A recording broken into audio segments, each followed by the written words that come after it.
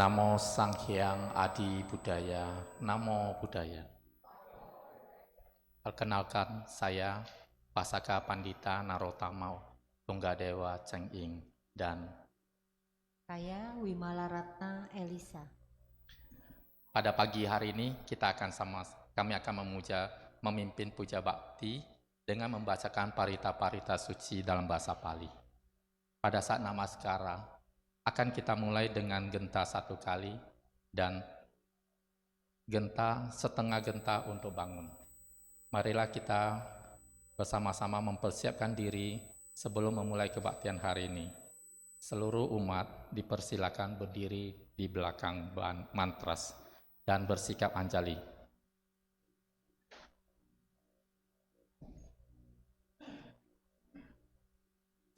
Sebelum saya memulai, saya akan memujikan genta sebanyak 3 kali.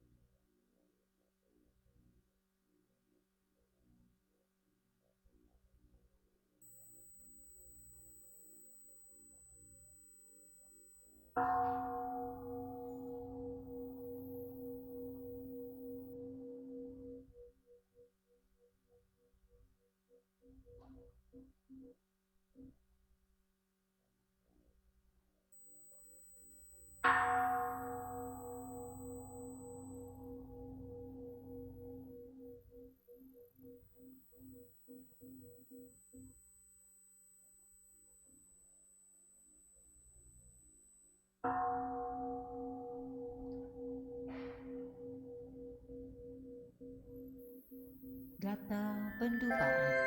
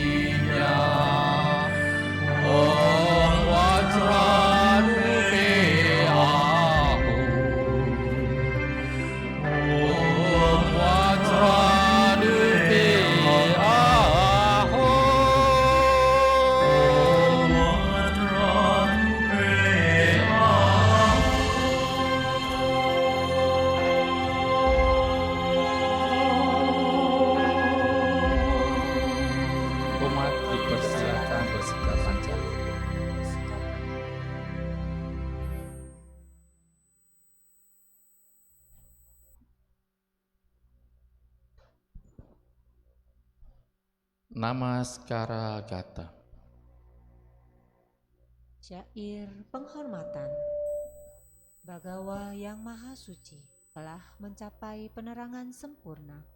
Dharma telah dibabarkan dengan sempurna oleh Bagawa. Sangga siswa Bagawa berperilaku baik. Di hadapan Buddha, Dharma, dan Sangga, aku bersujud. Arahang Samma Sambuddho Bhagawa Buddhang Bhagawata Abdi Wademi.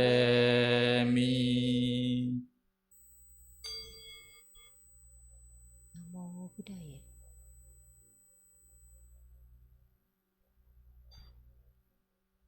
Swakato Bhagawata Dhammo Dhammang Namasami. Namo Dhammaya.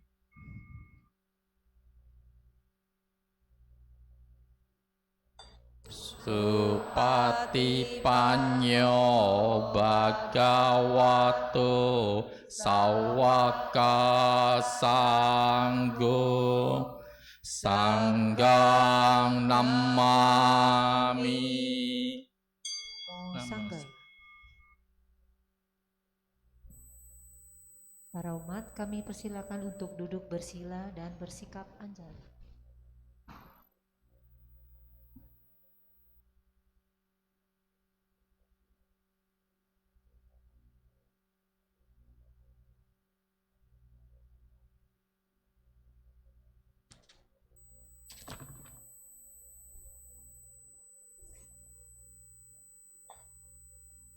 Wandana. Halaman 16. Syair penghormatan. Terpujilah Sang Hyang Adi Buddha yang Maha Esa, Bagawa yang Maha Suci yang telah mencapai penerangan sempurna, dan semua bodhisatwa Maha Satwa. Namo Sang Hyang Adi Buddhaya. Namo Sang Hyang Adi Buddhaya. Namo Sang Hyang Adi Buddhaya. Namo tassa bhagavato arahato samma sambuddhassa. Namo tassa bhagavato arahato samma sambuddhassa. Namo tassa bhagavato arahato samma sambuddhassa. Namo sarve bodhisattvaya mahasattvaya. Namo sarve bodhisattvaya mahasattvaya. Namo sarve bodhisattvaya mahasattvaya. Pisarana. 3. Perlindungan. Marilah kita menyatakan diri, berlindung kepada Buddha, Dharma, dan Sangha untuk kedua kalinya dan untuk ketiga kalinya. Berlindung kepada Buddha, Dharma, dan Sangha. Buddhang saranang gacchami Dhammang saranang gacchami Sanghang saranang gacchami Dutiyampi buddhang saranang gacchami Dutiyampi dhammang saranang gacchami Dutiyampi sanghang saranang gacchami Tatiyampi buddhang saranang gacchami Tatiyampi dhammang saranang gacchami Tatiyampi sanghang saranang gacchami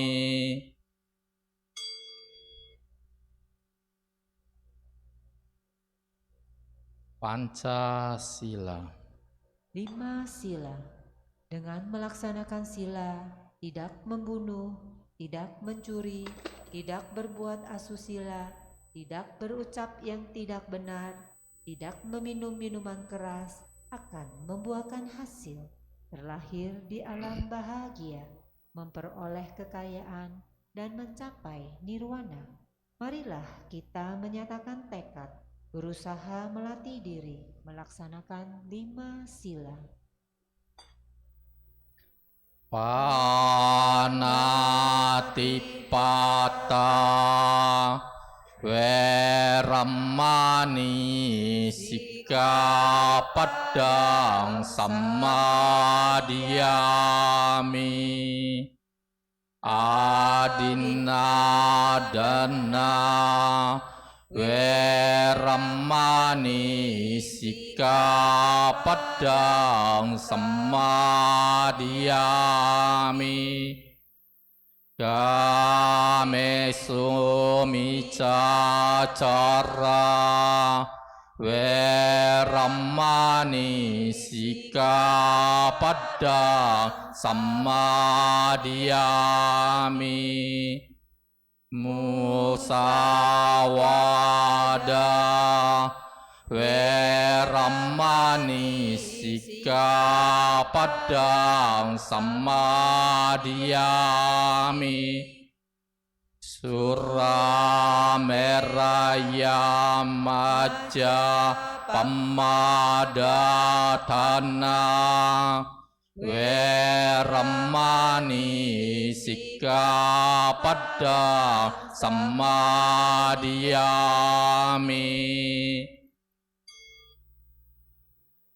Buddha Nusati, Dhamma Nusati, Sangha Nusati.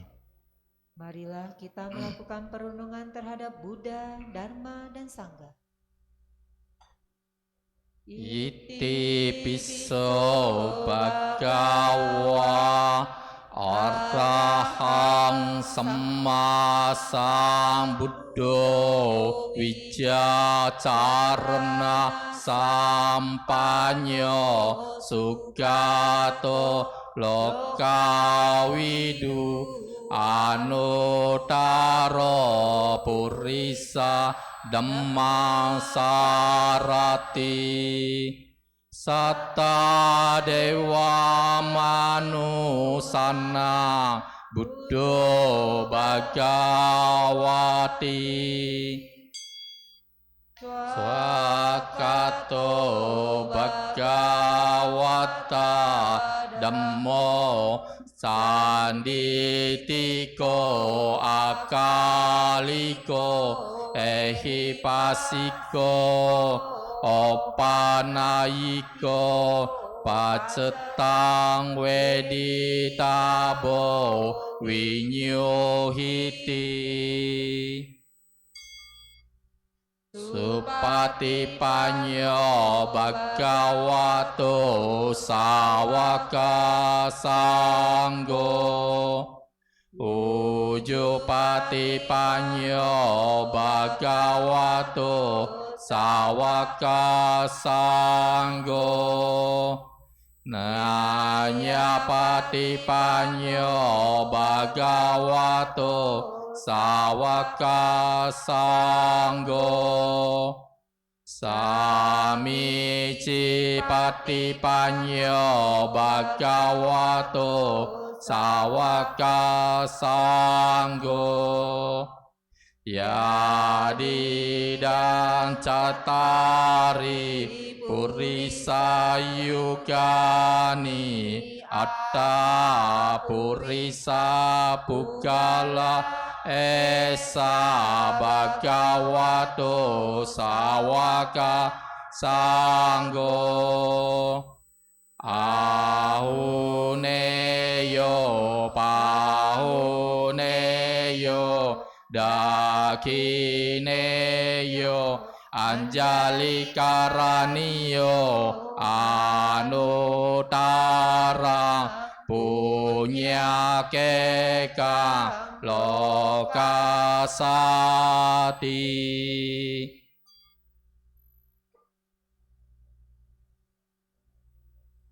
Selanjutnya kita akan membacakan Parita Suci Karania Metta Sutta halaman 29. Marilah kita membaca Sutta Cinta Kasih yang harus dikembangkan. Karania Metta Kusalena Yantang santang pada abisa meja Sako uju ce suju ce suwajo casa mudu anati mani Santu sako ce subaro ce apa kice ce salah ukauti santin rio ce nipako ce apa gabbo kulesu ananu gido na cekudang samacare kinci yena winyo pare upawade Sukino wa kemino hontu Sabe sata bawantu suki tata Ye keci pana buddhati Tasawa tawarawana wasesa Digawaye mahantawa Maji marasaka anutatula Ditawaye wadita Ye cedure wasanti avidure Buddhawa sambawe siwa Sabe satta bawantu suki tata Na paro parang niku beta Nati manyeta kata cinang kanci biara sana patiga sanyang nanya manya sadu kami jaya mata yatta niyang putang ayu sa eka puta manurake ewam pi sabba buddhesu manasang bawaye aparimanang metang sabba lokasmi manasang bawaye aparimanang udang ado cetirian asam badang awera asapatang titang carang nisi nyawa saya nawa yawa asawiga tamido etang ating aditeya Brahma metang wihara idamahu ditice anupa gamma silawa dasanena sampanyo kamesu wineya geda nahi jatuh gabasayang puna retiti. Saudara-saudari dalam Dhamma, marilah kita sejenak melaksanakan meditasi yang pada hari ini akan dibimbing oleh pemimpin kebaktian.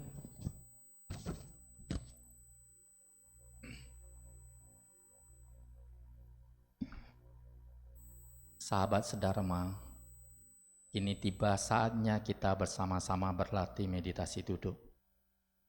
Mari pilihlah postur tubuh yang nyaman dan rileks. Jika Anda duduk di kursi, izinkanlah kaki Anda menyentuh lantai. Jika Anda duduk di matras, izinkanlah kedua lutut beristirahat menyentuh lantai atau matras. Punggung kita tegak namun rileks, dengan tidak bersandar pada apapun. Dada tidak membungsung ataupun membungkuk. Kedua telapak tangan bisa saling bersentuhan. Kedua ibu jari bisa saling bersentuhan membentuk lingkaran kecil dan letakkan di atas pangkuan kaki. Bahu rileks, kepala tegak. Hadirkanlah seutas senyum kecil di wajah sehingga otot-otot wajah menjadi rileks. Bawalah pandangan mata turun dengan pelan ke bawah dan izinkanlah mata terpejam.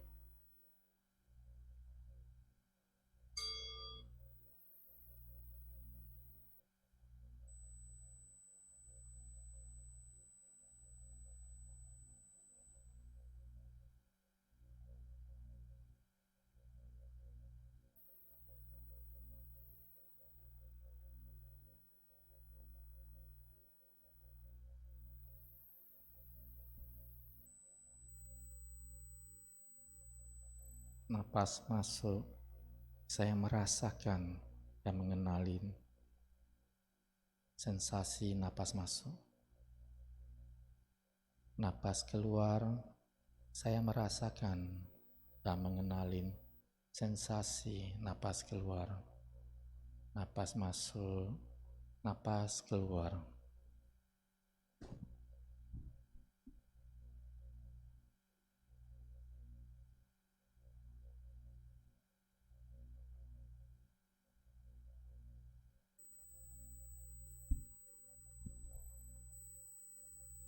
Bernapas masuk, saya mengikuti napas masuk dari awal hingga akhir. Bernapas keluar, saya mengikuti napas keluar dari awal hingga akhir. Mengikuti napas masuk, mengikuti napas keluar.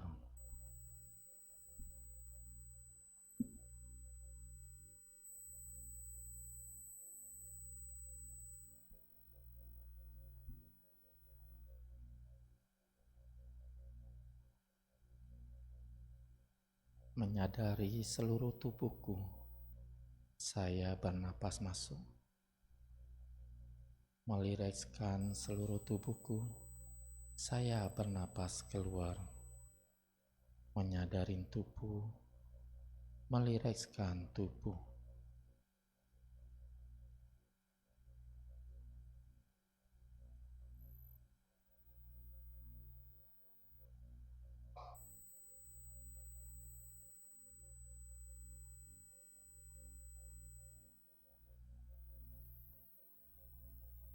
Tersenyum pada tubuhku, saya bernapas masuk.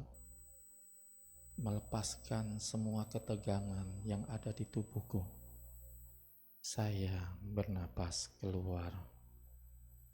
Tersenyum pada tubuh, melepaskan ketegangan.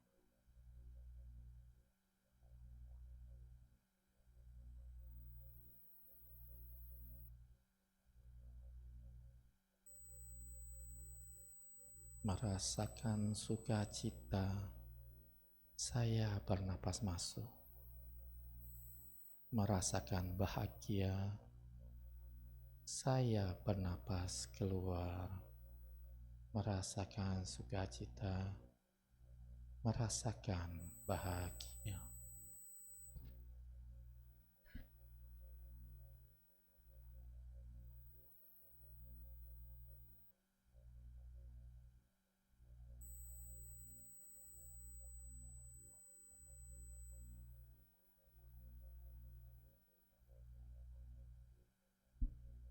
Hadir pada saat ini, saya bernapas masuk, menikmati saat ini, saya bernapas keluar.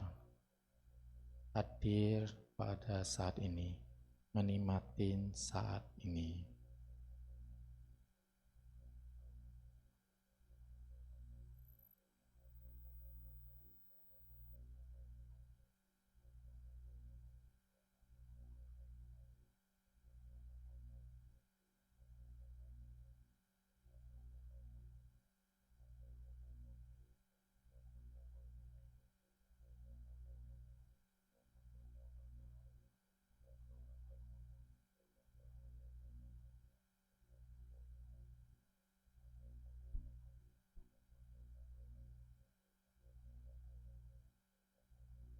Sebentar lagi kita akan mengakhiri meditasi hari ini.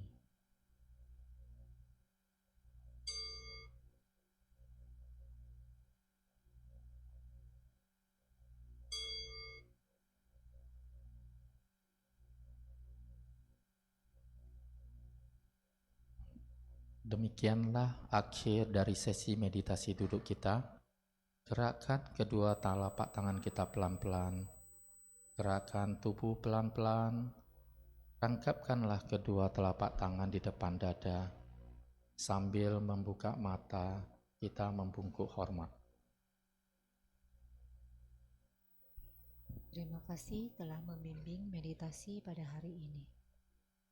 Saudara-saudari dalam Dharma, tiba saatnya kita mendengarkan pembabaran Dhamma yang pada hari ini akan dibawakan oleh Bapak Darwinsi dengan topik kesabaran tidak ada batasnya. Profil Bapak Darwinsi sekarang menjabat sebagai pengurus dan anggota tim persamuhan umat wihara Ekayana Arama. Kepada Bapak Darwinsi, kami persilakan.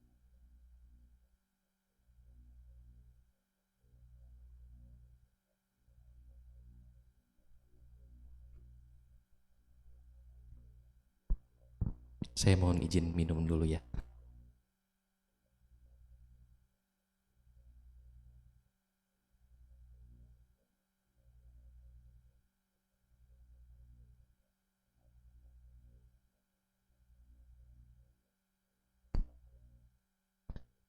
Namo Sang Hyang Adi Budaya, Namo Buddhaya. Selamat pagi. Selamat pagi. Boleh diadakan dengan bersama kita sekalian beribadah bersama. Pertama-tama saya ingin tanya dulu, bagaimana kabarnya? Baik. Yakin semuanya baik? Yakin ya. Minggu lalu saya dengar ceramah dari Bante Nyanayasa di Ekayana Arama sih. Bante Nyanayasa itu minta kita itu ketika ditanyakan bagaimana kabarnya, kita harus jujur pada diri sendiri. Beneran baik apa enggak nih? Atau itu hanya template aja? Tiap kali orang nanya gimana kabarnya pasti jawab baik gitu.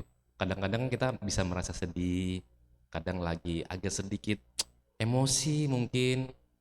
Nggak apa-apa loh, itu bisa kita sadari dan kita kalau kita kayak istilahnya selalu template gitu kan, kita kadang-kadang nggak menyadari bahwa hari ini saya lagi nggak enak sebetulnya perasaannya. Saya tanya lagi ya, yang kabarnya memang baik hari ini boleh angkat tangan. Hampir semua ya. Yang mungkin suasana hatinya lagi kurang baik hari ini boleh angkat tangan. Memang nggak ada atau nggak mau ngaku. Yang mungkin lagi merasa sedih, lagi kemarin abis ditolak sama misalnya nembak pacar habis ditolak misalnya. Nggak ada ya? Oke. Semoga benar-benaran semua baik dan selalu sehat ya.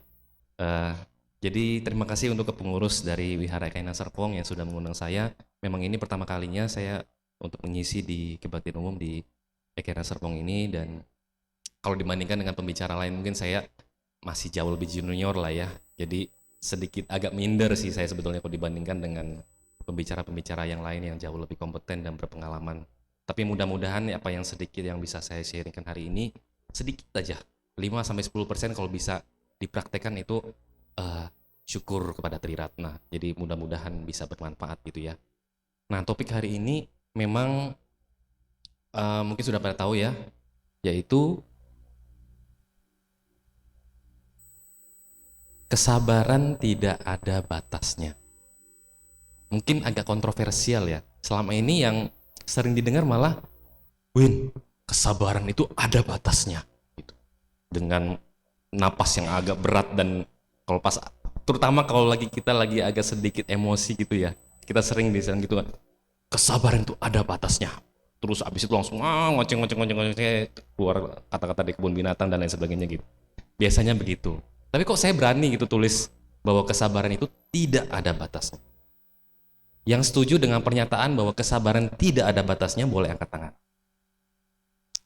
Nah, nggak terlalu banyak nih. Berarti yang setuju, sisanya yang setuju kesabaran ada batasnya boleh angkat tangan. Nggak banyak juga. Berarti sisanya bingung. Tapi rasanya secara ini ya, lebih sering kita dengar adalah kesabaran ada batasnya ya. Tapi kan kok saya berani tulis begitu? Kesabaran tidak ada batasnya dan nggak ada tanda tanyanya. Berarti itu adalah statement, pernyataan. Kenapa? Karena kesabaran Darwin ada batasnya. Kesabaran si A, siapa gitu misalnya, saya nggak mau sebut nama, ada batasnya. Tapi kesabaran itu sendiri tidak ada batas. Yang membatasi adalah kita sendiri. Betul, setuju? Nah, jadi makanya saya berani mengeluarkan statement ini, kesabaran tidak ada batasnya. Pelajaran mengenai kesabaran ini sudah sangat sering ya, maksudnya kita sering dengar lah di ceramah-ceramah maupun di Tripitaka juga, dan memang ada di dalam Dhammapada 184 di Buddha Waga yang mengatakan bahwa kesabaran adalah praktik bertapa yang paling tinggi. Nibbana adalah tertinggi. Begitulah sabda para Buddha. Bayangkan kalau seorang Pangeran Siddhartha Gautama ketika bermeditasi di bawah pohon Bodhi, yang waktu itu beliau membuat tekad, pokoknya kalau saya belum mencapai pencerahan, saya tidak akan beranjak dari pohon ini. Jadi ketika itu singkat cerita akhirnya berhasillah mencapai pencerahan sempurna big boss kita ya, Buddha Sakyamuni. Nah, bayangkan kalau beliau tidak punya yang namanya kesabaran, waktu bermeditasi di bawah pohon Bodhi. Nggak jadi deh. Buddha Dharma nggak ada deh. Ya. Jadi segitu pentingnya lah kesabaran ini untuk kita praktekkan. Memang pasti kita sebagai manusia biasa, kita belum jadi makhluk suci, kita pasti punya batas kesabaran, ya. Dan itu sangat wajar. Tapi bagaimana kita bisa setahap demi setahap kita berusaha terus menuju ke kesabaran yang tanpa batas itu tadi. Ya, mudah-mudahan sedikit apa yang saya sharingkan hari ini bisa membuat kita ya step by step lah. Saya cukup dikenal dengan sebagai orang yang sangat sabar. Ya, kalau ada yang kenal dengan saya secara pribadi, pasti tahu Darwin ini sabar banget, nggak pernah marah. Saya nggak pernah lihat Darwin marah sama sekali semasa hidupnya. Saya sering dengar seperti itu. Jadi, ini bukan yang menyombongkan diri saya, hanya ini ya, sharing-sharing aja. Padahal sebetulnya saya juga pernah marah. Tapi saya tipe orang yang kalau marah itu bukan yang meluap-luap. Ya, saya biasanya dipendam dalam hati. Jadi kalau beneran Darwin ini orang yang paling sabar, nggak pernah marah sama sekali, wah berarti saya sudah jadi orang suci mungkin.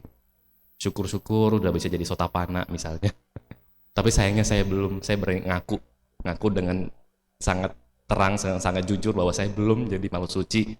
Dan saya masih menuju ke, kita semua masih menuju ke arah situ, menjadi makhluk yang suci. Nah, ada satu bagian dari Tipitaka, itu di kitab Jataka, yang bisa mendukung pernyataan saya bahwa memang kesabaran itu tidak ada batasnya, yaitu di Kantiwadi Jataka, ya, kitab Jataka 313 buku 4 Catu Kanipata. Itu kisah seorang raja jahat yang menganiaya seorang petapa. Saya coba bacakan ya. Kitab Jataka ini cukup panjang, jadi saya coba rangkum bagian yang penting saja yang saya sampaikan. Jadi dahulu kala ada seorang raja yang bernama Kalabu, ya. Raja ini memerintah di Benares. Waktu itu Bodhisatta ini maksudnya Bodhisatta Siddhartha, ya, terlahir sebagai pemuda bernama Kundaka di sebuah keluarga Brahmana yang kaya raya. Ketika dewasa, ia memperoleh pengetahuan tentang semua bidang ilmu pengetahuan, dan sesudahnya ia pulang kembali ke rumah sebagai seorang perumah tangga. Tapi belum menikah, ya.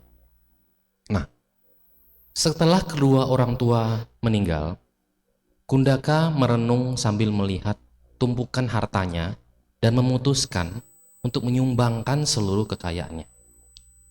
Dengan hati-hati ia memilih orang-orang yang sering berbuat kebajikan berdana yang pantas untuk mendapatkannya. Dan Kundaka akhirnya membagikan seluruh harta kekayaannya dan kemudian pergi ke daerah pegunungan Himalaya untuk menjalani kehidupan suci sebagai seorang petapa. Di sana ia tinggal untuk waktu yang lama, bertahan hidup hanya dengan makan buah-buahan. Sesekali Kundaka berkunjung ke rumah penduduk di Benares untuk mendapatkan dana makanan, mirip seperti Pindapata, ya. Suatu ketika ia sampai tiba di depan pintu rumah seorang panglima kerajaan tertinggi.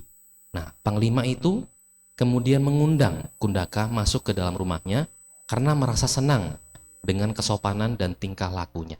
Kemudian panglima mempersembahkan dana makanan kepada Kundaka.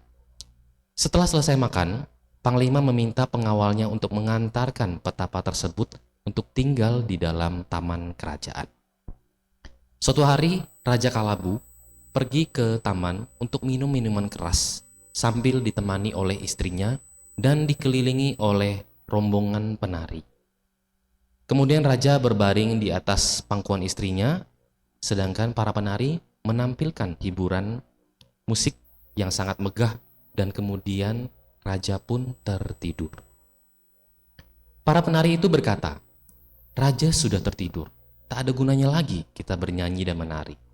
Kemudian mereka berhenti dan mereka menuju ke dalam taman untuk menikmati bunga-bunga dan pohon yang sedang berbuah di taman. Saat itu Kundaka sedang duduk di bawah pohon sala yang berbunga. Kemudian para penari itu melihat Kundaka dan berkata, "Mari kita duduk di sana dan mendengarkan sesuatu dari petapa yang sedang beristirahat di bawah pohon ini." selagi raja sedang tidur. Mereka pun memberi penghormatan kepada Kundaka dan berkata, "Wahai petapa, ajarkanlah sesuatu yang baik untuk kami dengar." Kemudian Bodhisatta Kundaka membabarkan ajarannya kepada mereka. Saya nggak ketemu gambar yang paling pas, tapi adanya gambar seperti ini. Ya, ini gambar seperti anak kecil ya, tapi kurang lebih gambarannya seperti ini. Jadi di sebelah kiri itu ada permaisuri yang sang raja yang sedang tertidur di pangkuan istrinya. Kemudian di sebelah kanan adalah petapa Kundaka yang sedang mengajarkan ajarannya kepada para penari. Ya, gambarannya kurang lebih seperti itu. Nah, sementara itu tiba-tiba Raja Kalabu terbangun, ya, terbangun dari tidurnya, tapi tidak melihat para wanita-wanita yang menghibur itu. Raja bertanya kepada istrinya, "Kemanakah perginya mereka?"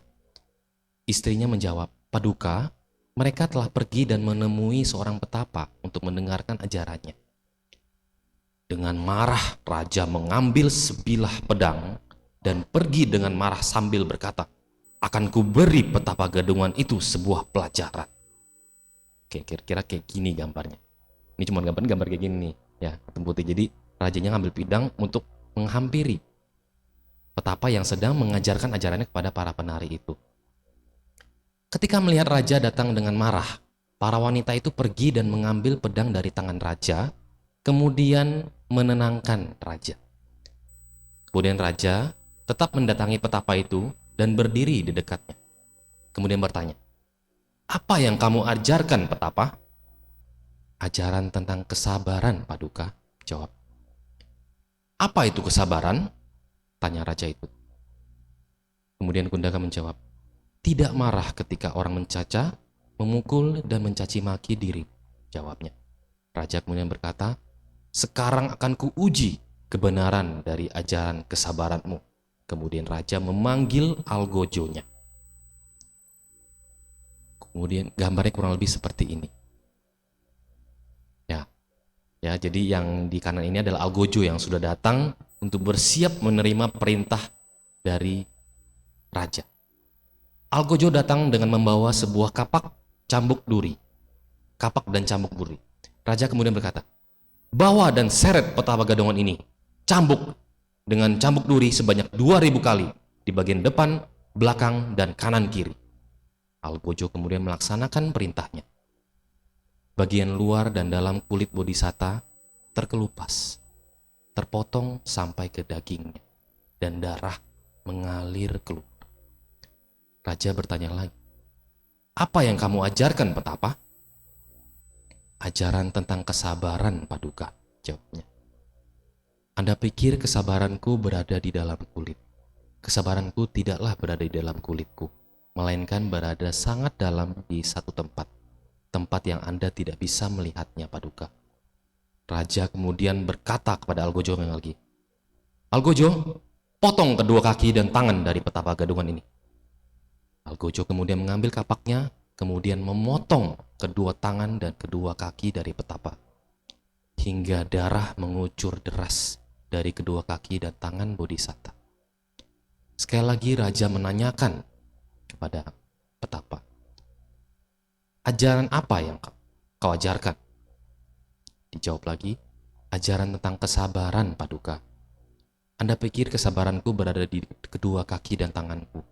Kesabaranku tidaklah berada di sana, melainkan berada di dalam di suatu tempat."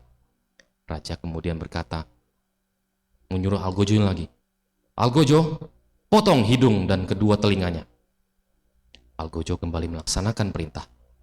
Kemudian sekujur tubuh dari petapa sekarang sudah berlumuran darah, dan kembali raja menanyakan, "Ajaran apa yang kau ajarkan?"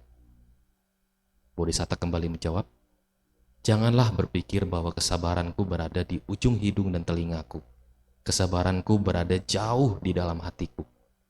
Raja berkata, "Berbaringlah petapa gadungan dan kembangkanlah kesabaranmu di sana." Setelah berkata demikian, raja kemudian menginjak dada bodhisatta dengan kakinya dan kemudian pergi. Setelah raja pergi, panglima mengusap darah dari tubuh bodhisatta, membalutkan perban di kedua kaki, tangan, telinga, dan hidungnya. Setelah mendudukannya pada suatu tempat, Dengan pelan ia memberi hormat kepadanya dan mengatakan bait berikut ini. Ia yang memotong hidung dan telingamu dan memotong kaki dan tanganmu, marahlah kepadanya. Tetapi kami mohon ampunilah kerajaan ini. Bodhisatta yang mendengar ini mengucapkan bait kedua berikut ini. Semoga Paduka panjang umur yang tangannya menghancurkan tubuhku ini. Orang-orang suci seperti diriku ini tidak pernah menanggapinya dengan kemarahan. Di saat raja berjalan keluar dari taman itu, bumi terbelah menjadi dua dan kobaran api dari neraka Awiji menangkap raja dan membungkusnya. Demikianlah raja tenggelam, masuk ditelan oleh bumi dan berada di alam neraka Awiji. Bodhisatta meninggal pada hari yang sama itu juga, dan para anak buah raja dan penduduk datang dengan membawa persembahan wewangian, bunga dan dupa di tangan mereka untuk melakukan upacara pemakaman Bodhisatta. Dikatakan bahwa Raja Kalabu adalah Dewadatta, Panglima kerajaan adalah Sariputra, dan Petapa Kudaka, sang pengajaran kesabaran, adalah Buddha Gautama. Sedih ya kalau dengar cerita ini. Tapi ini jadi satu, saya tidak bilang bukti, tapi bahwa memang tertulis di teks Tripitaka bahwa memang kesabaran itu tidak ada batasnya. Tapi memang sepertinya hanya bisa dipraktekkan oleh orang-orang suci seperti Petapa Kudaka itu tadi. Kalau kita orang biasa, nggak mungkin. Hampir nggak mungkin ya. Kalau ada yang mampu, kita malah bisa sebutnya, kok bodoh gitu ya. Ngapain kita harus melawan raja seperti itu? Bukan melawan, tapi memang cerita ini ceritakan bahwa memang Petapa Gabon ini sedang mengajarkan tentang kesabaran ya. Jadi memang kesabaran itu betul tidak ada batasnya, tapi kesabaran kita lah, kesabaran manusia biasa yang ada batas. Ada sebuah video pendek yang saya ingin Bapak Ibu sekalian saksikan juga tentang kesabaran. Kita coba saksikan.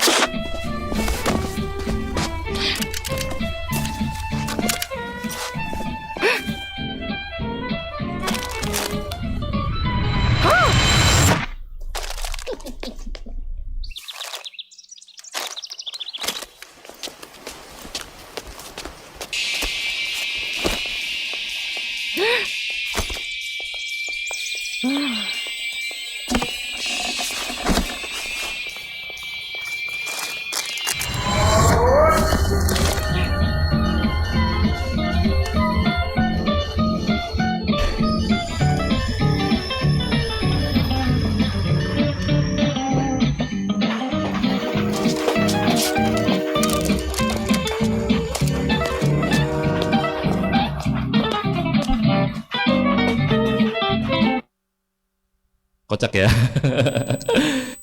Dari awal kita mungkin setuju dengan si nenek-nenek tadi ya.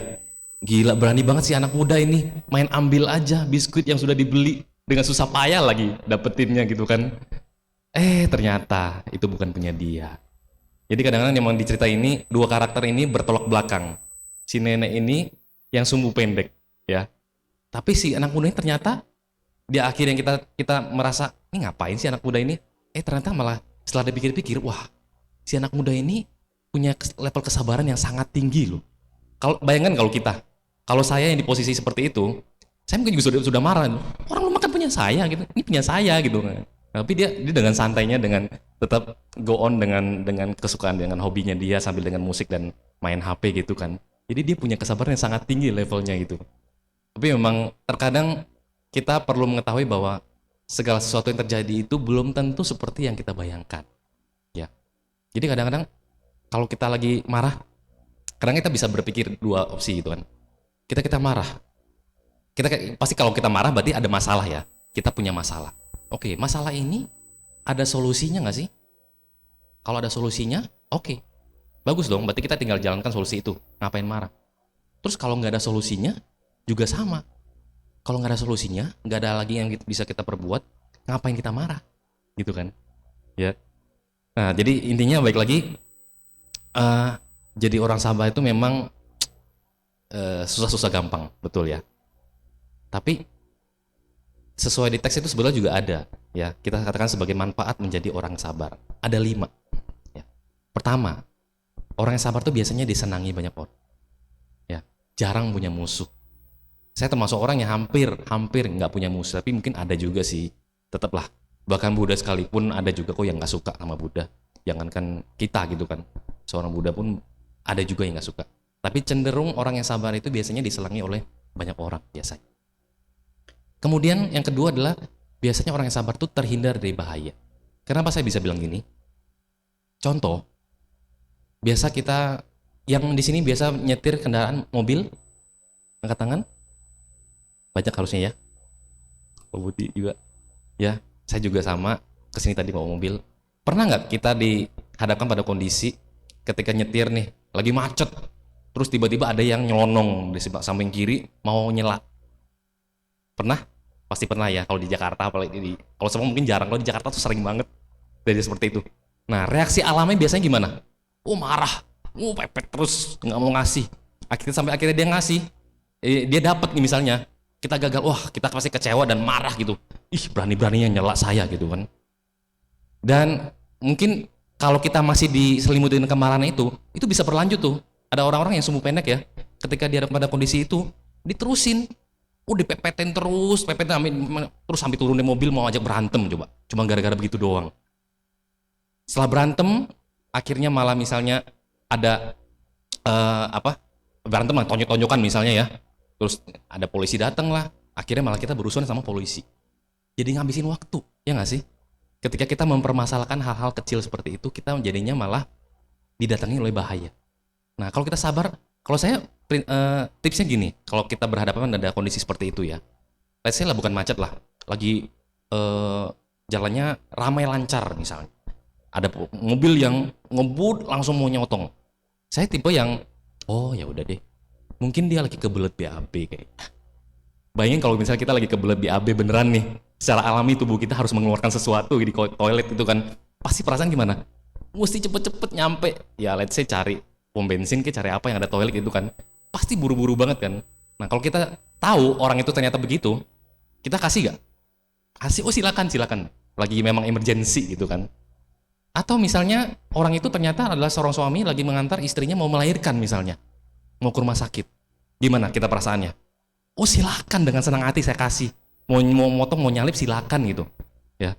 Jadi kita bisa mengembangkan pikiran yang seperti itu, bahwa dia buru-buru, mungkin memang beneran lagi buru-buru, ada emergensinya. Jadi kita jadi berperasaan malah dengan senang hati saya kasih, silakan duluan gitu. Jadi itu satu tips aja, kita bisa berpikir seperti itu kalau lagi di jalan. Ini juga berlaku mungkin kondisi-kondisi lain yang kita hadapi dalam kehidupan sehari-hari. Itu ya, terhindar dari bahaya. Daripada kita mempermasalahkan hal-hal kecil, kita bisa ada konsekuensi yang panjang gitu, malah jadi panjang urusannya kalau kita mempermasalahkan itu kan. Yang ketiga, kita jadi bebas dari perasaan bersalah. Ya, ketika kita sabar dan kita tidak mengungkapkan sesuatu dengan marah-marah, emosi dan lain sebagainya, kita juga bisa bebas dari perasaan bersalah. Kenapa? Ketika kita sedang emosi, misalnya dua orang, let's say suami istri lagi berantem, ya. Kadang-kadang kalau kita tidak bisa menahan kesabaran kita, muncullah kata-kata yang menyakitkan, sampai jadinya bikin istri jadi sakit hati dan lain sebagainya. Setelah itu baru nyesel. Jadi muncul perasaan bersalah. Aduh, kok gue ngomong gitu ya tadi ya, jadi nyesel. Ya, coba saya nggak ngomongin kata-kata yang nggak baik itu. Kan jadi kita jadi bebas dari perasaan bersalah.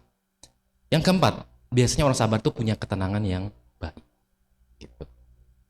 Cenderung lebih tenang orang sabar ya. Dan yang terakhir adalah orang sabar biasanya terlahir di alam bahagia. Mudah-mudahan. Oke, itu manfaat jadi orang sabar ya. Nah, ada juga yang namanya level kesabaran. Level kesabaran. Ada 3 level kesabaran dalam versi saya ini. Yang pertama adalah kesabaran terhadap hal-hal yang sederhana. Contoh, lagi jalan di luar, cuaca panas terik. Sekarang lagi ada ini ya, gelombang panas kan di mana-mana. Ada di India, di mana-mana.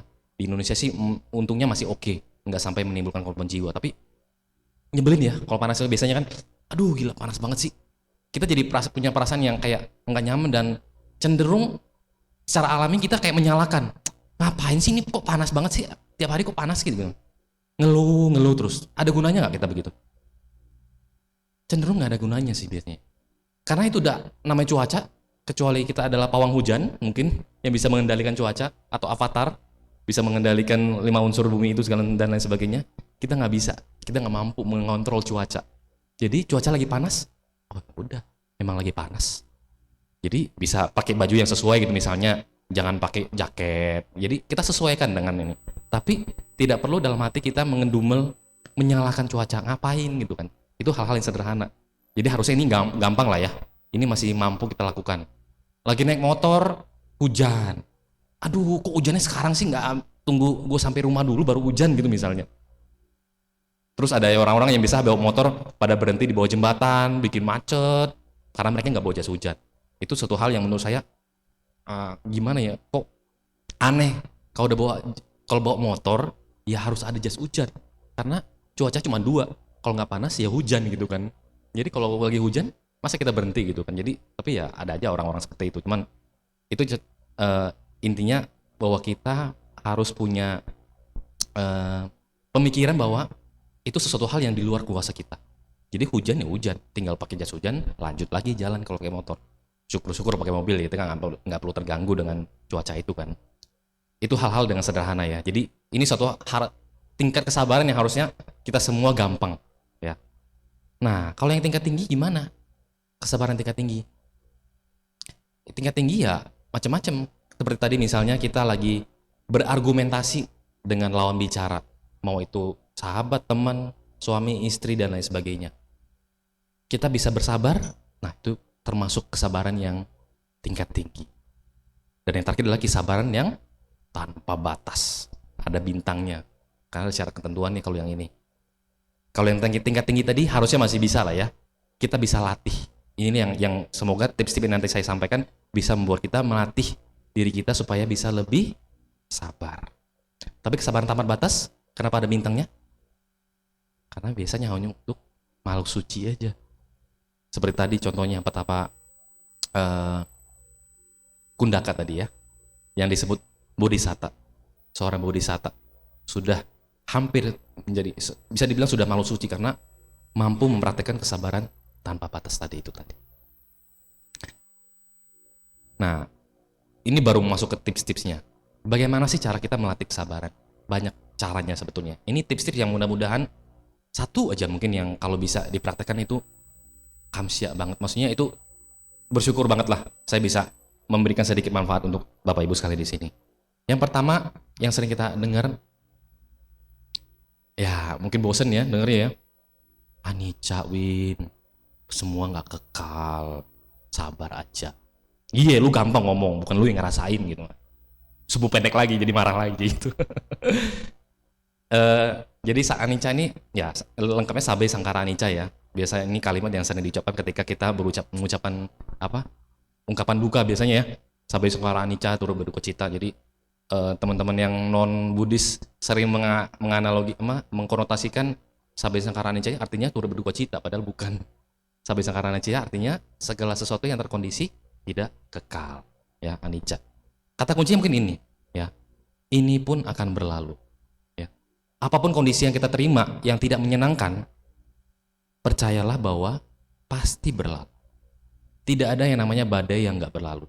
Badai mau segede apapun, tornado, di Amerika sering tornado, itu nggak mungkin tornado seterusnya gitu kan. Pasti akan berlalu. Sama halnya dengan hal-hal yang tidak menyenangkan yang kita rasakan itu pasti akan berlalu. Kita sabar aja.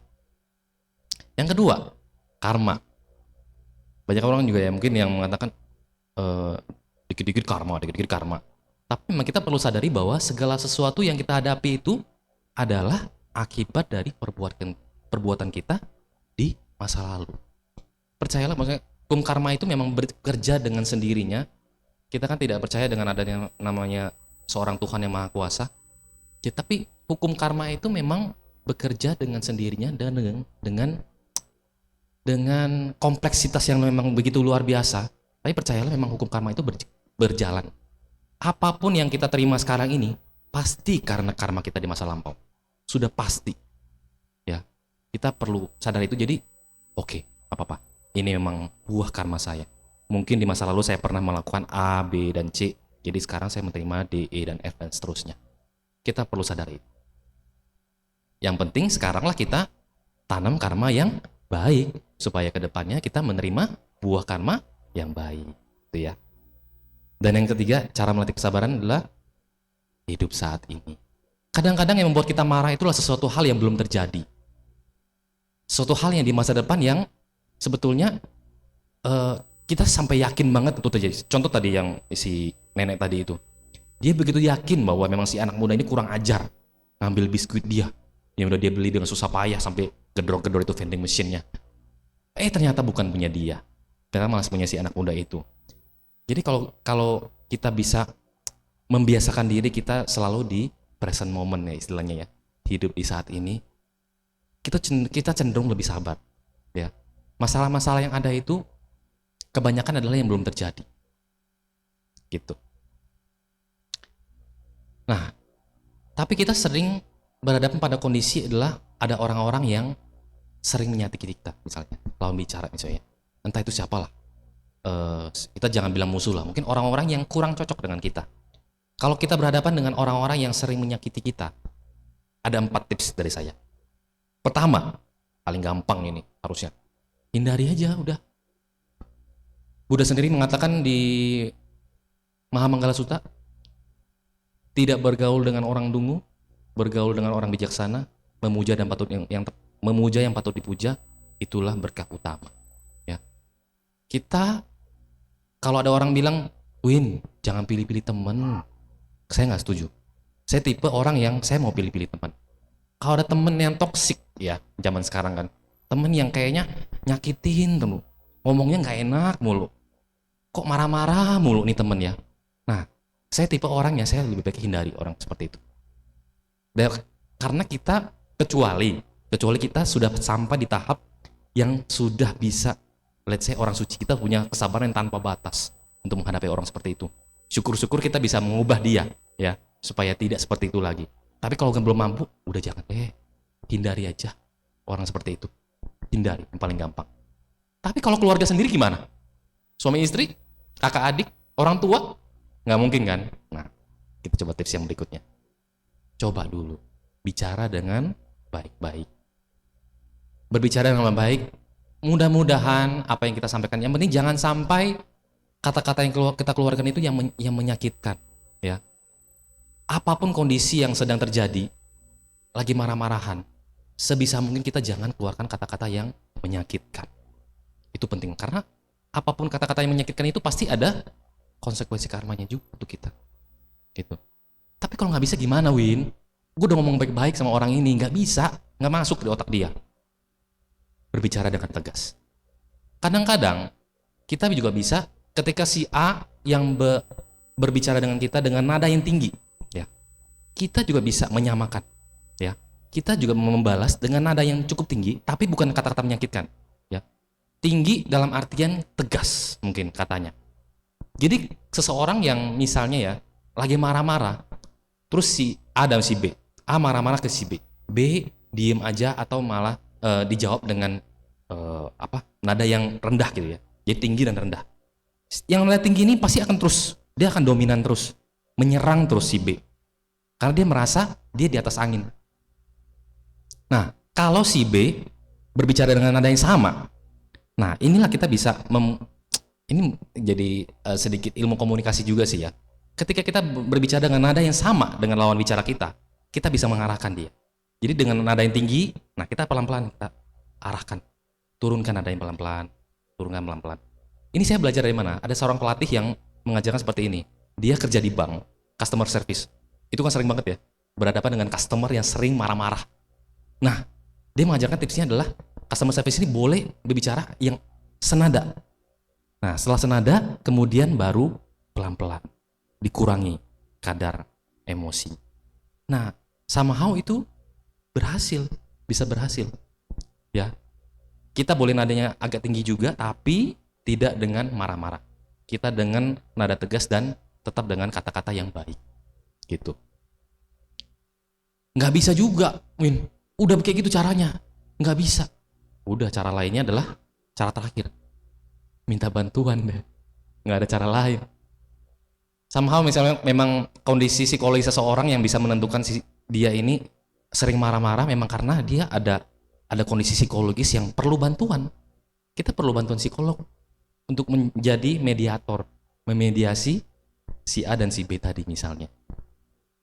Itu udah cara terakhir deh, terapi gitu. Tapi coba dulu ya, dari yang pertama dan sampai ke 4. Jangan dikit-dikit lagi bermasalah si A dan si B, nggak bisa dulu langsung pakai si A, si C misalnya, bantu tengahin gitu. Nggak perlu, kita latih diri dulu ya. Kita berbicara dengan baik-baik dulu, nggak bisa, bicara dengan tegas nggak bisa, baru minta bantuan pihak ketiga. Nggak bisa juga, nggak tahu deh gimana caranya. Mudah-mudahan sudah bisa ya. Pihak ketiga ini bisa juga kita misalnya kalau yang dekat dengan anggota sangga juga bisa, psikolog, psikiater, macam-macam lah, atau orang-orang sahabat yang bisa kita percaya untuk melakukan hal itu. Kita minta mereka untuk membantu memediasi. Tuh. Ada lagi tips yang untuk melatih kesabaran. Nah, jadi ketika kita lagi marah banget, pokoknya ini emosi banget gitu ya, coba deh tarik napas dalam. Sering ya emosi kita, coba tarik napas. Ini apa sih? Kita tarik napas buat apa? Ngambil oksigen kan? Jadi kalau kita menarik napas nada dalam-dalam, oksigen yang masuk ke badan kita lebih banyak. Cenderung sedikit ya, minimal sedikit lah, harusnya bisa membuat kita lebih tenang. Ya. Jangan sampai lah emosi yang ini udah mau keluar dikit lagi nih. Jangan sampai itu. Coba tarik napas dulu dalam-dalam. Itu yang pertama. Tapi kalau udah mau keluar gimana? Ingatlah. Kalau sedang emosi, jangan ambil keputusan apapun. Karena cenderung kebanyakan keputusan yang diambil ketika kita sedang emosi itu keputusan yang gak baik. Biasanya. Contoh, suami istri lagi berantem sampai marah banget, langsung muncul gitu, karena misalnya kalau yang di artis gitu kan sering dikit-dikit langsung talak gitu, minta cerai gitu. Padahal itu emosi. Setelah selesai, beneran pasangannya beneran mau ngikutin dia mau cerai, baru nyesel. Wah, padahal tadi saya lagi emosi. Kok keluar ya kata-kata itu? Talak itu kok sampai keluar gitu kan? Jadi ingat, kalau lagi emosi jangan ambil keputusan apapun. Tenangin diri dulu. Kalau berpikir jernih memang bener nih, udah nggak bisa lagi itu misalnya. Ya gitu, hindari. Ya. Nah, kita bisa juga berpikir bahwa ingat deh, tiap orang tuh punya masalahnya masing-masing. Si B, dia bisa punya karakter seperti itu, meluap-luap, sering marah-marah, kayak gitu. Emang dari lahir udah langsung kayak gitu? Enggak kan? Biasanya seseorang itu dari lahir pasti punya pengaruh dari orang tua, pasti pertama. Dari keluarga, dari lingkungan, teman, komunitas. Seorang anak yang punya, yang join ke komunitas yang toksik ya, yang sering marah-marah, misalnya geng motor lah, apalah yang negatif, pasti 99% jadi hampir sama anggota komunitasnya. Betul nggak? Dan seseorang juga kadang-kadang nggak punya pilihan. Seorang perampok yang punya anaknya jadi apa udah gede? Kalau misalnya lancar-lancar nih, rampoknya berhasil terus kayak misalnya Ocean's 8 itu keren gitu rampok gitu kan. Anaknya diajar ngapain? Diajar ngerampok juga. Jadi padahal dia nggak bisa memilih kan. Kita nggak bisa memilih kita terlahir di keluarga yang mana. Keluarga baik apa enggak sih?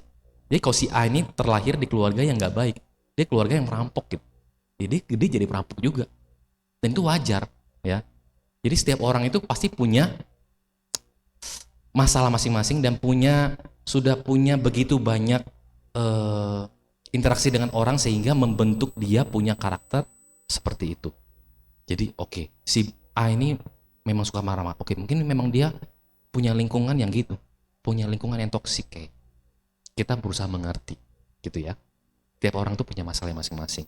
Kita cukup mengerti dan kita berempati dan kita malah mungkin merasanya kasihan jadinya, ya. Seseorang bisa punya karakter yang jahat juga 90% ditentukan oleh lingkungannya. Kita jadi merasa kasihan malah sama dia. Nah, dan terakhir adalah segala yang kita lakukan itu selalu ada konsekuensi karma yang mengikuti. Ya, mirip dengan tadi. Jangan ambil keputusan apa ketika sedang emosi. Jadi segala yang kita lakukan itu pasti ada konsekuensinya. Ya. Kalau sudah marah-marah, ya udah, kemungkinan besar akan menyesal di kemudian hari. Jangankan kemudian hari, setelah marah baru 5 menit setelahnya, aduh kok gue marah ya kayak tadi ya. Misalnya marah sama anak. Itu juga sama kan? Kita kadang-kadang sering nggak sabaran sama anak. Saya juga kadang-kadang begitu sih sayangnya. Jadi itu juga membuat saya jadi selalu melatih diri sebisa mungkin kita sabar juga sama anak. Karena anak ini juga cerminan dari kita, ya. Si anak bisa seperti itu mungkin juga memang karena kita yang kurang berhasil dalam mendidik dan lain sebagainya. Banyak faktornya. Meskipun memang semua orang pasti punya istilahnya bekal karma ya, bekal karma dari masa lampau ya. Jadi misalnya ada anak yang kembar, kita didik dengan cara yang sama, tapi udah gede pasti karakternya beda. Nggak akan mungkin bisa sama persis, karena mereka punya timbunan karma dari masa lampau juga, gitu. Tapi sedikit banyak pasti dipengaruhi oleh orang tua memang. Ya, kita sebisa mungkin tidak mengambil keputusan yang salah dan ingat bahwa segala sesuatu yang kita lakukan pasti ada konsekuensi karma yang mengikuti. Itu kurang lebih. Jadi ini sudah slide terakhir saya. Semoga sedikit yang saya sampaikan hari ini bisa sedikit lah, maksudnya 5-10% aja kalau bisa membuat kita jadi mengingat lagi, oh mudah-mudahan saya bisa jadi lebih sabar lagi ke depannya. Karena hanya dengan kesabaran lah kita ujung-ujungnya bisa mencapai tujuan akhir kita, mencapai nirwana juga sama, ya, harus dengan kesabaran. Yang entah di kehidupan ini, entah di kehidupan berikutnya baru kita capai, tapi pasti kuncinya di kesabaran. Gampang diomongin, emang susah dipraktekkan, tapi mudah-mudahan sedikit demi sedikit, tahap demi tahap kita bisa latih diri untuk bisa menjadi orang yang lebih sabar. Terima kasih. Saya nggak tahu masih ada waktu untuk tanya jawab atau enggak. Ini sudah habis ya waktunya. Oke, mungkin satu pertanyaan kalau ada ya. Kalau nggak ada juga nggak apa-apa. Kalau ada yang misalnya mau bertanya, Mungkin ada yang ingin bertanya? Pertanyaan? saya juga ada apa namanya? Saya tipe orang yang senang berdiskusi, bahkan one on one ya. Jadi kalau Bapak Ibu sekalian yang mungkin ada pengen berdiskusi Dharma, saya juga sangat open. Karena saya senang gitu dengan segala sesuatu yang maksudnya diskusi Dharma, karena meskipun untuk hal-hal yang sudah sering kita tahu aja, itu juga selalu ada hal baru yang kita dapat dari situ. Jadi boleh juga nanti kalau mau follow IG saya di darwin.ca ya. Kalau misalnya mau berkonsultasi secara pribadi juga boleh. Ada mungkin? Oke, tidak ada apa-apa. Baik, terima kasih atas kesempatan yang telah diberikan. Semoga sharing sedikit yang hari ini setelah disampaikan ini bisa bermanfaat untuk kita semua. Sadu. Namo Sang Hyang Adibudaya, Namo Buddhaya. Namo Buddhaya.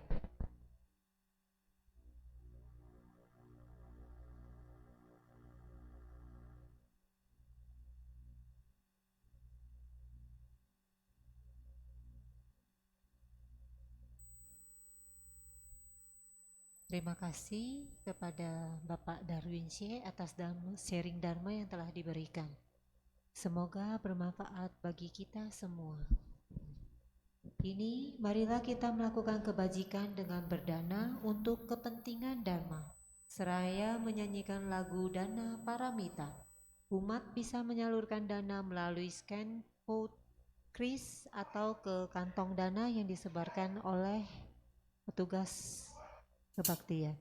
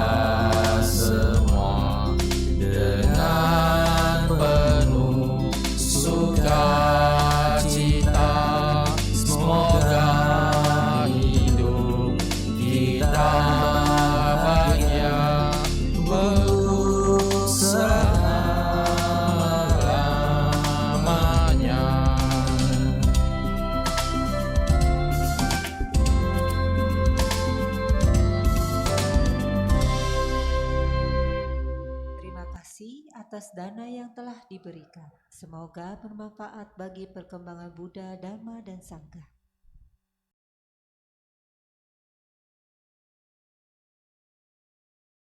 Ya, tanggal 30 Juni 2024 kita akan kehadiran seorang ibu yang sangat terkenal. Beliau bernama Sawasti Damamika dari Australia. Beliau akan hadir di Indonesia dan memberi ceramah di Wihara Ekayana Serpong jam 10 sampai jam 12. Bante Damika lahir di Australia tahun 1951, menjadi pembicara dan penulis terkenal. Beliau banyak menulis buku-buku tentang berbagai aspek agama Buddha. Buku yang paling populer adalah Good Question, Good Answer. Pertanyaan sederhana, jawaban sederhana, yang juga telah diterjemahkan dalam bahasa Indonesia oleh penerbit Karania. Jadi ini karma yang baik, kita bisa hadir sekaligus.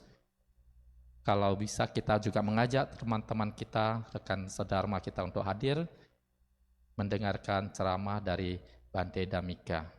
Selanjutnya pada saat yang sama, pada hari yang sama juga akan dilakukan launching buku dan book signing karya Bante Sawasti Damika yang berjudul Dataran Tengah Jalan Tengah dan memahami makna karma yang sesungguhnya.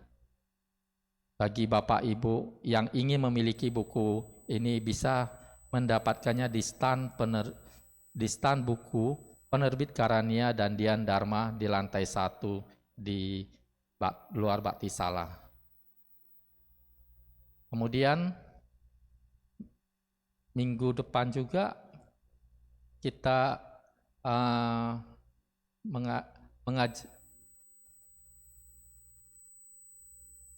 mengajarkan Dharma kepada anak-anak merupakan sebuah karma baik yang tertinggi. Sekolah Minggu Wihara Ekayana Serpong memberi kesempatan untuk sahabat sedharma untuk menjadi volunteer membina anak-anak sekolah minggu. Jadi bisa didaftarkan diri segera melalui QR Code yang tertera atau hubungin Saudara Jason di nomor handphone 0818 0781 0707 dan rekrutmen volunteer untuk anak-anak untuk pembina anak sekolah minggu kita akan buka sampai bulan Desember 2024. Pengumuman selanjutnya bertepatan dengan hari Asada pada hari Minggu 21 Juli 2024. Wihara Ekayana Serpong akan mengadakan upacara Wisudi Tisarana dan Upasaka Upasika yang akan dipimpin oleh anggota Sangha. Mulai pukul 1.30 hingga 3.30.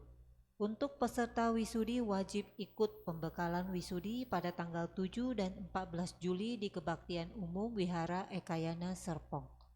Bagi umat yang belum diwisudi, silahkan mendaftar di link yang tertera di poster atau ke admin Wisudi di 082123736046. Kemudian bagi Bapak Ibu yang memiliki anak di bawah 12 tahun, bisa mengikuti Children and Baby Blessing di hari yang sama pada tanggal 21 Juli 2024 pukul 9 pagi sampai 12 siang.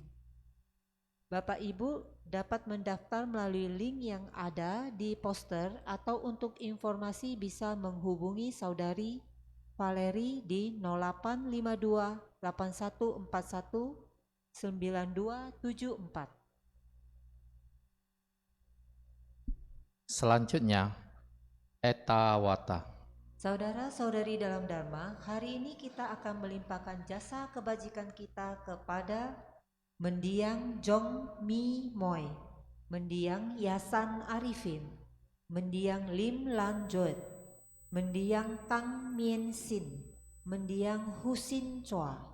Pembacaan pelimpahan jasa akan dibacakan setelah Cirang Rakantu Wihara Ekayana Serpong. Ya. Etawata.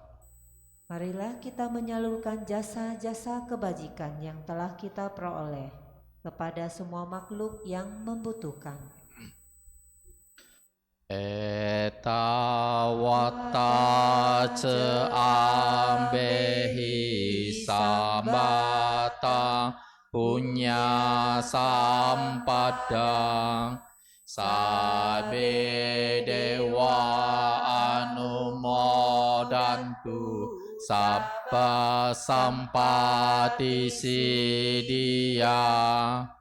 Etawata ce ambehi sambatam punya sampadang sabe buddha anumodantu sabba sampati siddhya. Etawata ce ambehi sambatam punya sampadang sabe satta anumodantu sabba sampati siddhya. Akasatta ce bhumata dewa naga mahidika punyantang anumodiswa cirang rakantu lokasanti. Akasatta ce bhumata dewa naga mahidika punyantang anumodiswa cirang rakantu Indonesia. Idang wonatinang hotu sukita hontu natayo. Idang wonatinam hotu sukita hontu natayo. Idang wonatinang hotu sukita hontu natayo. Dewa wasatu kalena sasa sampati hotu ce pito bawatu roka ce raja bawantu damiko. Akasatta ce bhumata dewa naga mahidika punyantang anumodiswa cirang rakantu wihara ekayana serpong. Akasatta ce bhumata dewa naga mahidika punyantang anumodiswa cirang rakantu mendiang jong mimoy mendiang yasan arifin mendiang lim lanjut mendiang kang mien sin mendiang husin chua. Akasatta ce bhumata dewa naga mahidika punyantang anumodiswa cirang rakantu sasanang.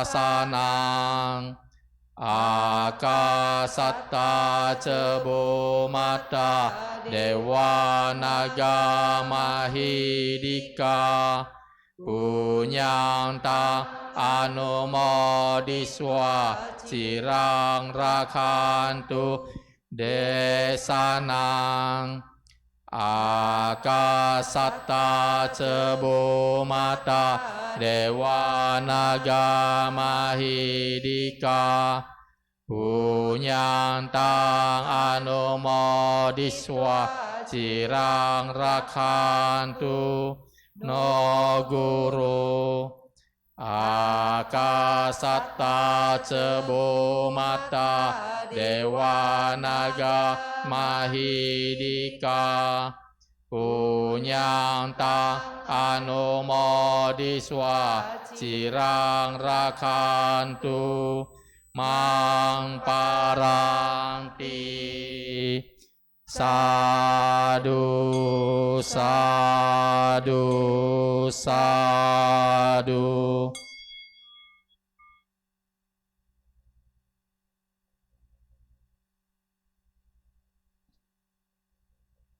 Para umat, kami persilakan untuk bersimpuh lutut dan bersikap anjali.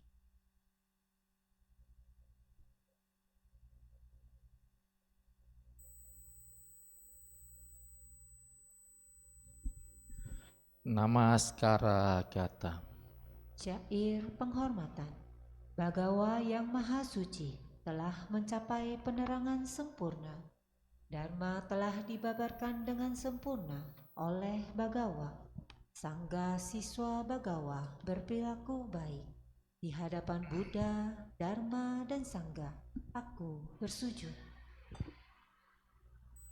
Arahang Samma Sambuddho Bhagawa Buddhang Bhagawata Abdi Wademi. Namo Buddhaya. Swakato Bhagawata Dhammo Dhammang Namasami. Namo Dhammaya. Supatipanyo Bhagavato Sawaka Sanggo Sanggang namami.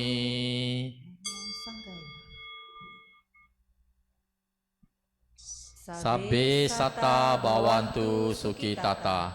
Semoga semua makhluk hidup berbahagia. Sadu, sadu, sadu. Puja bakti selesai. Namo Sangyang Adi Budaya, Namo Buddhaya.